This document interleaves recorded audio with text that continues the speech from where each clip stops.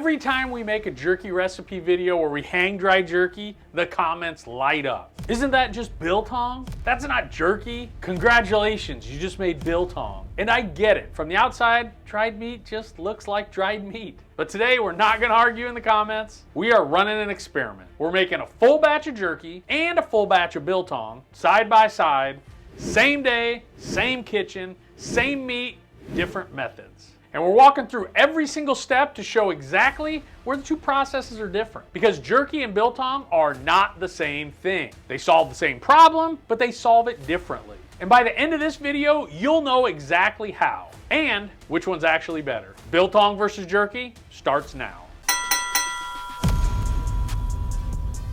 All right, let's start at the obvious beginning here, meat selection. Because before the knife even touches the meat, you can already start to see some differences in the two. Jerky wants really lean meat, like aggressively lean. We usually go with top round or eye of round and really trim that fat. Since jerky dries with heat and the heat accelerates fat oxidation, oxidized fat tastes rancid over time, sometimes pretty quickly. So jerky plays it safe with lean muscle only. Biltong, however, is different. A little fat's not only okay, but it's welcome. Something with a thin fat cap like sirloin is a really good pick for biltong. Since biltong dries at a much lower temperature, it's not cooking the fat. It's slowly, gently removing the water content. And that fat becomes flavor, it becomes mouthfeel, an extra aroma. So jerky usually runs away from fat, biltong welcomes it. It can afford to keep some. So jerky plays the defense here, lean meat, low risk, and super long shelf life. Where biltong, it's willing to take a little more risk in exchange for the flavor. So for this video, we're gonna be using this eye of round here. We're gonna use half of it to make jerky, we're gonna use the other half to make biltong. All right, let's get to cutting. For jerky, you want to slice it thin, usually somewhere between 1/8 and 1/4 inch. Sometimes we partially freeze the meat to get clean, consistent cuts. That's a little pro tip for you. Another difference is how you slice it. Jerky's generally cut against the grain. That makes it a little easier to chew and the meat pulls apart when you chew it. At this stage, you slice biltong with the grain because at the end of this process, you're gonna have big pieces of biltong that you then cut across the grain. Just another difference at this point in the process. Now cutting this by hand is gonna take some time and some precision, but thin slices dry faster because water has less distance to travel. And the added heat really accelerates that evaporation process. So jerky is engineered for efficiency in the production side of things. Biltong, however, goes thick, usually 1/2 inch up to a full inch thick. There's less precision, less fuss up front. Jerky works harder on the cutting board so it can finish faster in the dehydrator, where biltong saves you time up front and makes you wait later in the dehydration process. This is by design and not by accident. So there's no debate here. For timing the cutting board, biltong absolutely wins this part of the process. Thick slabs, done. Jerky works harder up front because it's trying to save time later in the drying process.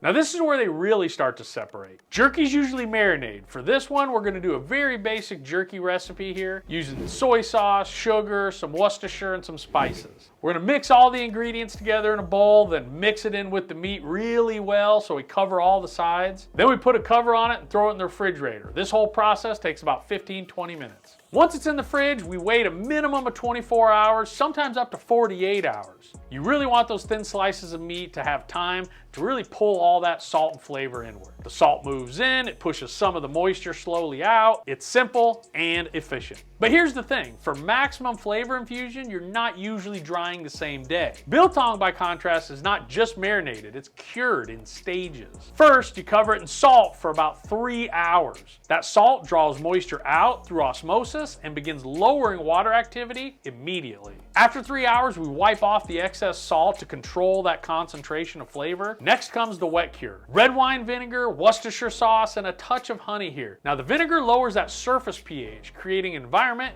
that's less friendly to harmful microbes. Once we got that soaking here, I'm gonna throw a lid on and throw that back in the fridge for a couple hours. While it's marinating, we're gonna go ahead and toast up the coriander and the spices. Toasting releases volatile oils, and then grinding it fresh maximizes the aroma you're gonna get out of it. After a few hours soaking in the marinade, you pull that out, pat it dry, and then the spices go on last. It's not soaking in the sugary liquid like the jerky. So from slicing to hanging on the biltong here takes about 5 to 6 hours total. Jerky compresses everything into one simple marinade and waits a full day before drying. So biltong spreads that process into stages, but it starts drying usually the same day. Jerky makes you wait a little bit before it goes into the dehydrator. Biltong's gonna make you wait later in the drying process. So biltong's quicker getting it into the dehydrator, but it's gonna make you wait for a while when it dries. Flavor-wise, jerky is often about what you put on it, where biltong is about what the meat actually becomes. So as moisture leaves slowly, the beef flavor really starts to concentrate here. So you get less sugar and more meat flavor. Jerky is efficient. One marinade, one rest, and into the dehydrator. Where biltong is more like a ritual. You give it the salt, you give it the marinade, then you coat it in spice, chemistry happens, then patience. All right, now is where we reach the real fork in the road. Jerky dries somewhere between 145 and maybe 165 degrees Fahrenheit. You're not just removing water, you're applying a little bit of heat there, and that heat denatures the proteins and changes the structure all the way through it. The fat will kind of soften up a little bit, and then the surface moisture, it starts to evaporate pretty quickly. The internal temperatures rise enough to significantly kill all of the pathogens inside the meat. So jerky uses temperature as both a drying tool and kind of like a safety lever there. It's mechanically controlled and it's pretty predictable. But biltong, it lives in a completely different world. 75 to 100 degrees tops with steady airflow. You don't want to cook it, you don't want to apply high heat to it. Instead, it relies on the salt, the acid, and the gradual slow dehydration as it pulls the moisture out of it slowly. The salt will lower the water activity while the vinegar lowers the pH. The airflow removes that moisture from the outside in towards the meat. So because biltong pieces are thick, that center dries slowly. The proteins don't denature the same way and the fat doesn't render. The interior can remain pretty red and still be safe. In biltong, red doesn't mean raw. It means it's cured and dried without that heat. Jerky, on the other hand, really forces the water out, where biltong coaxes it out. Jerky turns up the heat and gets it done, where biltong hangs in the air and it lets time do the work. At the end of the day, both of these methods are chasing the exact same thing. Low enough water activity that spoilage just can't take hold. That's what makes it shelf stable. That's the science, but how they get there and how long they take, that looks very different for each of these. On this batch we ran here, our jerky hits its target consistency in right about 3 hours. We use thin slices, we use some heat, and we use controlled dehydration. It's uniformly dry from edge to center. You can see it's flexible, it's stable, it's predictable. There's no real surprises when you're making jerky. Now the biltong, on the other hand, it took just over 48 hours to reach its target weight for this batch. Same starting meat, completely different timeline between the two of these. Now we pulled this at about 40 to 50% weight loss. This was kind of the range we were looking for here. So you can tell here, it's still firm on the outside, it's still safe, it's still cured, but it's just texturally different than jerky. So jerky compresses time. It kind of wants everything to be even and consistent throughout the whole process. Biltong stretches time. It allows for variation in the process, and it lets time shape it as it goes. All right, finally we get to the fun part. So as I tear a strip of jerky, you can see the fibers separate, you can see the white fibers in there, and it pulls apart fairly easily. When I taste test this, the flavor hits immediately. They're sweet, they're smoky, it's seasoning forward. It's everything you want in a jerky. Now we slice the biltong up. You can see it has that dark crust from all those seasonings. And if you look here, you can see the real dense interior. See how smooth that is in there? It doesn't tear quite the same way as the jerky does. You don't see all the fibers as it pulls apart. This really kind of slices through. With this biltong, you really get a bold, beefier flavor that really lingers longer. Then you kind of get that coriander and the seasonings there on the back end, and a slight tang shows up kind of late. I'm getting more of the tang on this one from the Worcestershire than I think I am the vinegar. The jerky tastes more like all the ingredients and the flavor profile that we put into it, where biltong has just a good beefy flavor that really highlights the flavor of the meat itself.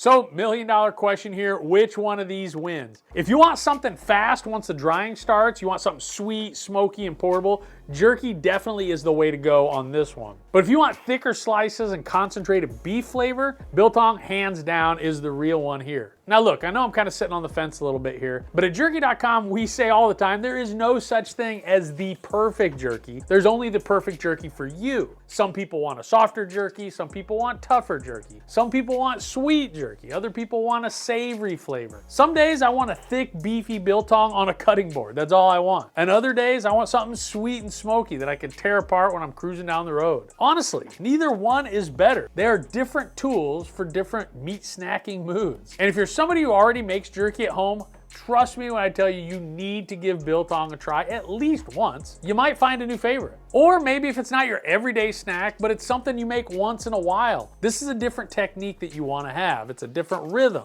And it's a really good tool for you to have in your meat drying toolbox. Because the more techniques you understand, the more intentional your results become. So if you're team jerky, you're right. If you're team Biltong, you're right. And if it depends on the day and depends on your mood, you are really right. Know your process, choose your outcome here, and you just do you. I really enjoy doing these kind of comparison videos. It really helps illustrate the difference between the different types of dried meat. Tell me what you guys want to see more down in the comments. Is there something specific you want to see? Do you want to see more Biltong recipes or ways to make Biltong? Let me know. I'd love to do more of this stuff. But that does it for Biltong versus jerky on this one. I appreciate you being here, and I'll see you in the next video.